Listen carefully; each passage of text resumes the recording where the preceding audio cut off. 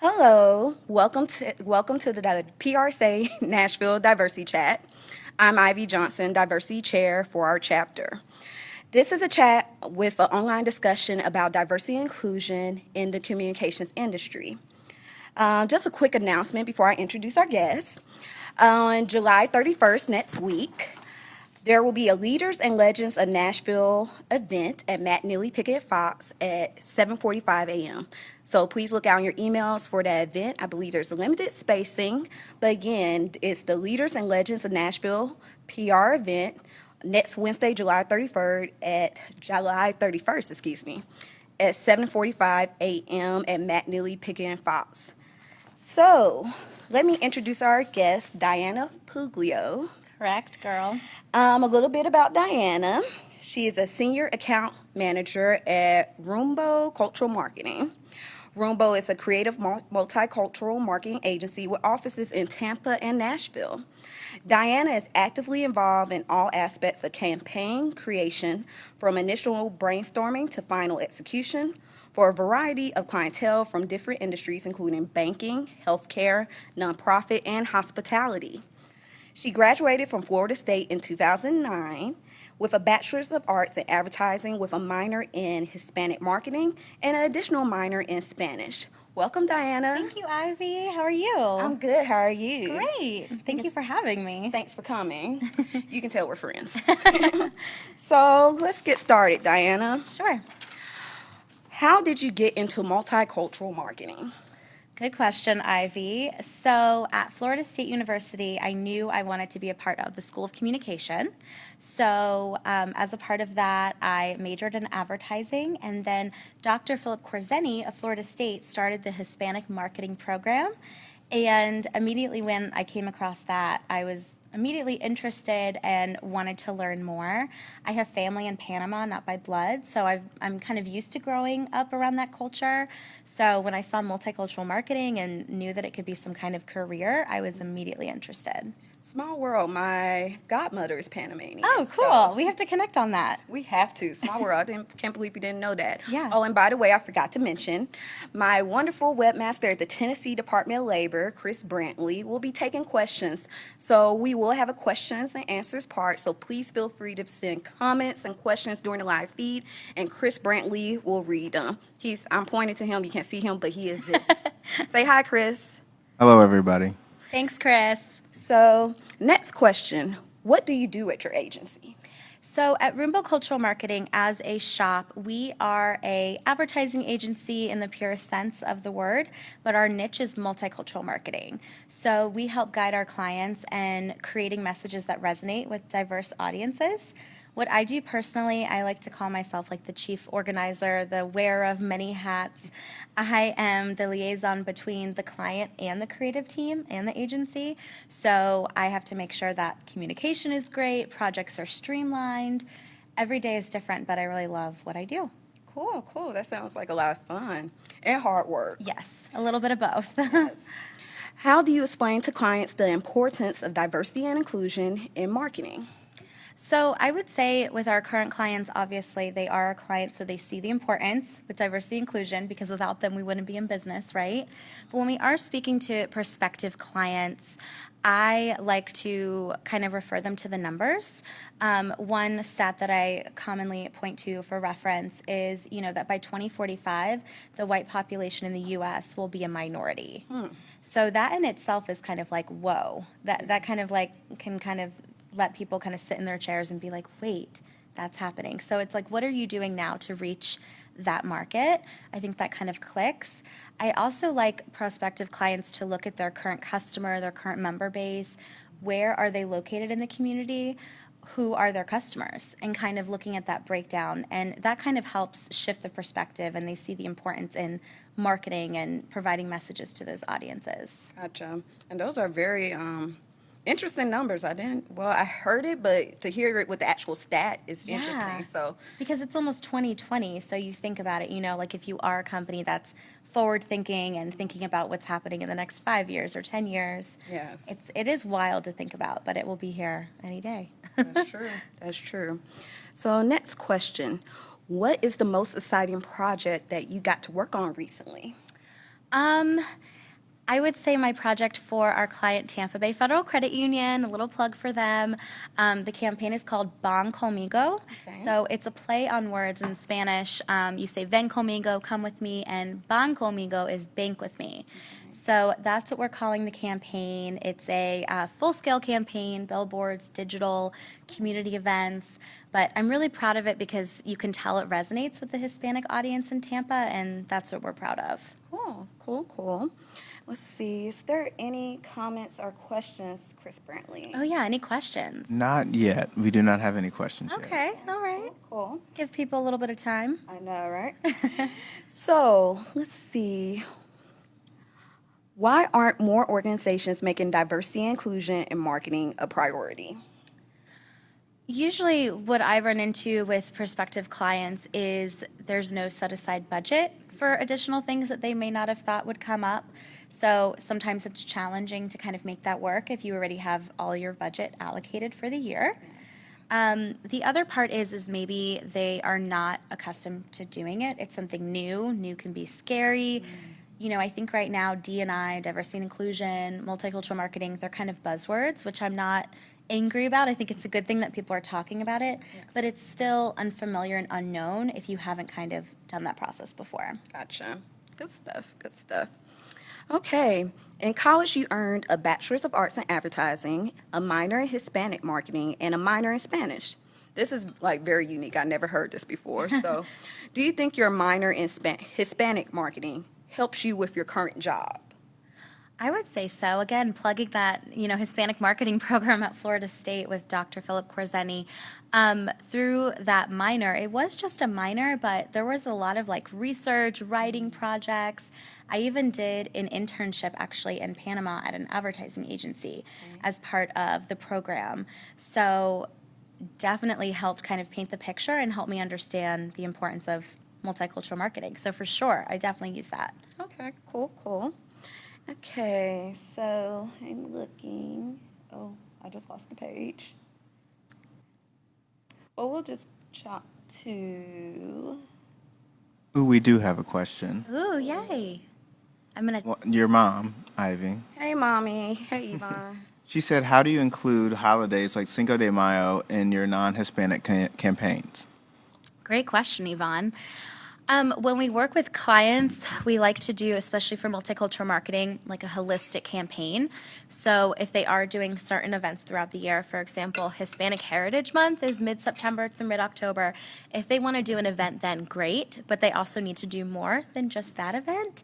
I'd also say with Cinco de Mayo, that's not something we push to the Hispanic market because a lot of Hispanics that live in the U.S. don't celebrate Cinco de Mayo. It's more of like an Americanized thing. Still love it, still love the margaritas, but it's not something, we technically promote Gotcha. to those audiences. Thank you for the question, Yeah, Mommy. that's a really good question. So let's go to another question. Sure. We know that diversity and inclusion is important in other industries. Why is it important in marketing? I would say it kind of goes back to what we've talked about before. If you are looking at current customers and what it means to be American in today's age, seeing a bicultural family, multicultural family is not uncommon. So if you are in tune to what the audience is and you know that they want to see themselves in marketing, just like they would in any other kind of industry, I think that kind of sells itself and the importance. Gotcha. And what companies or organizations do you think are doing diversity inclusion successfully? The first one that comes to mind is Target. I think they're more under the radar with their marketing, but if you experience their in-store experience, their TV commercials, what they have on their online in terms of their store and their presence, they do a really good job of multicultural marketing. Okay. Is there any companies you've seen locally that you think that do diversity inclusion? Not that I can think of off the top of my head. I'll get back to you. Okay, because Target, I love Target. Yeah, they do a really great job. Well, I promise you this was going to be painful because, let's see, we have no other questions. Yvonne, no more questions? So, yeah. So, is there any final remarks or anything you would like to say? I would say any company or any person, well, I'll start with this. Any person that's interested in having a career in multicultural marketing, and you'd like to kind of get an understanding of what that's like, what that is, feel free to reach out to me. I'm sure my contact information is on the Facebook Live. We'll add it there if it's not. Love to be a mentor or grab coffee or anything like that with you. And then for any companies that are interested in getting involved in multicultural marketing, definitely taking a look at the research, the numbers, just the statistics out there, understanding the importance, and all it takes is one conversation to kind of understand how it works. Cool. And is there anything you're involved in that there's events coming up or? Yes, speaking of which, so Ivy and I know each other from Together in Digital Nashville, and we actually have an event tomorrow featuring Nikisha Pratt on why it's important to diversify your network and the importance of finding a mentor, what that means, how do you ask. So she's going to be helping our Together Digital ladies kind of navigate that. And that's tomorrow, right? Yeah, Yes, tomorrow. tomorrow. From 6 to 8 at Spaces Downtown. And we'll put more information in the Facebook Live about that as well, maybe. And Nikisha is a fellow state employee. She's the director of marketing at the Tennessee Tourism Department. So I'm excited to hear her speak. But let's see. Oh, Yeah, Yvonne has another question. Oh, yay. has another question. She said, what avenues are available for black and brown middle schoolers and high schoolers to get into the PR profession? So do you want to talk about PRSA for that one? Yes, so PRSA, there's some chapters that may partner with high schools or partner with certain schools, but also if kids in middle school or high school's kind of early, but they want to get interested in public relations, there's many things in high school you can start doing now to prepare you for that. Let's see, there's marketing clubs, there's yearbook, there's broadcasting, because even though PR is separate from broadcasting, it's similar, are your English classes or newspaper. So if they want to enter public relations early, that's what you can do if you're in middle school or high school. Yeah, that's a great answer. And I would also say like internships too. Yes. Some high schools, you're required to have like some sort of career internship before you graduate. But even if it's not a requirement, if you're interested in working at the local newspaper or television, feel free to reach out to them, because a lot of corporations, even if they're huge companies here in Nashville, they are like open arms and willing to help you have an internship. Oh, and job shadows. If you found out about public relations and if you're interested in it, there are job shadows. Like you can reach out to a company's HR department or PR marketing department and ask, do you do job shadowing? Can I job shadow somebody for a day or just for a couple of hours? So job shadowing is another way of getting your foot in the door if you want to learn about public relations early. Oh, Yeah, she has another one. Oh, yay. Third question. How do news stories give a positive or negative spin to PR campaigns? well, a positive or a negative spin to PR campaigns. I can kind of take a little bit of it, and you can end. Okay. It's hard with the media because I feel like a lot of people will form their opinions based off of a news story. So if it's in a positive light, you have that unconscious bias there. So your opinion may be swayed, or how you feel about something in the community may be swayed by how it's reported on in a negative or positive light. I feel like it's always important to look at one news source, to look at more than one news source, and to keep your own values in mind and make your own judgment and opinions.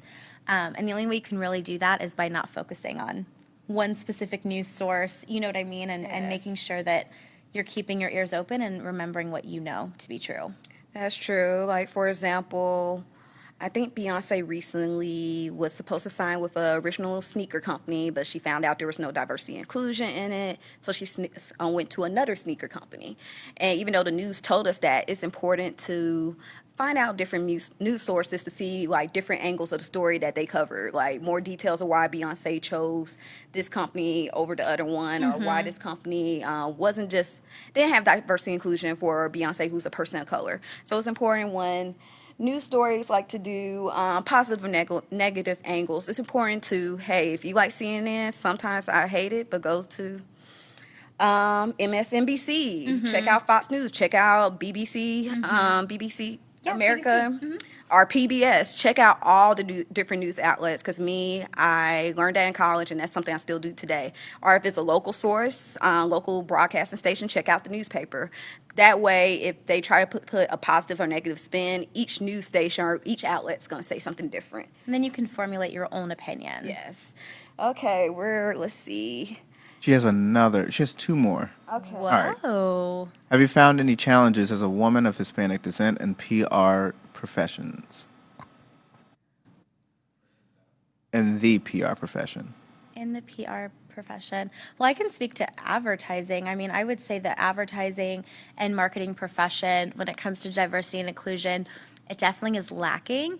But it's something that the world, the agency, or the advertising and marketing world and industry has recognized. So they've definitely put in some programs to make sure that we are reaching out to Hispanics and POC at a high school age, and that they know that these careers are an option.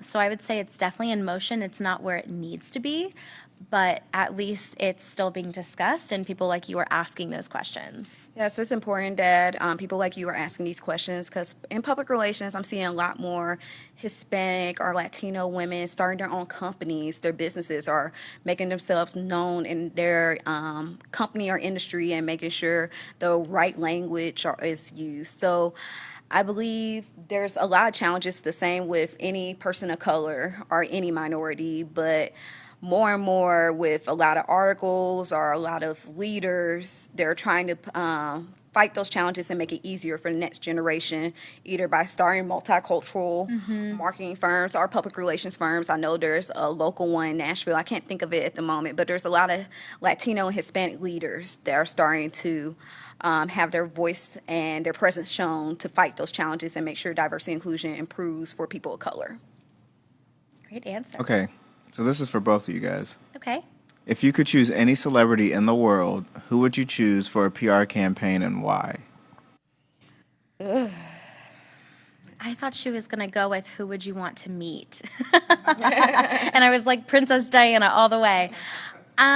Geez, for a PR campaign, gosh, it would depend on so many things. I know it depends on the campaign. I guess for me, top of my head, since we're talking about diversity and inclusion, I would choose Rihanna, because I'm a Rihanna fan, but also Rihanna has been very diverse and inclusive outside of, well, always in her music, but outside of her music with her beauty line and her clothing line, mainly lingerie, where she's being diverse and inclusive with shades, body types, and makeup the same with how the makeup flatters everyone's skin, or making sure shade is available for everyone. So if I can do, if I had a dream budget, because it's about budget, if I could afford Rihanna, that would be the person I would choose for diversity inclusion campaign, because not only is Rihanna a person of color, but she's from the Caribbean, so she can even see things from a different point of view, and she's winning awards based on diversity inclusion in her makeup. Yeah, her makeup is like revolutionary for the industry, people are saying. Yes, and just the lingerie line, like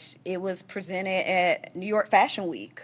And she had different body types on the runway and had a creative spin. So that would be my ideal celebrity to do that. What about you, Diana? I would probably have to say from Jane the Virgin, Gina Rodriguez. I love her spirit. She commonly talks about like DACA and other issues, that Latinas are facing. Yes. So she has such a great presence in the celebrity world, but I feel like anybody can still relate to her. Gotcha. That's a good pick. So I think we're going to close it off. Again. Really? There's one more question. Ooh, one more. Okay. All right, what has been the greatest challenge you faced in your career, and how did you handle it?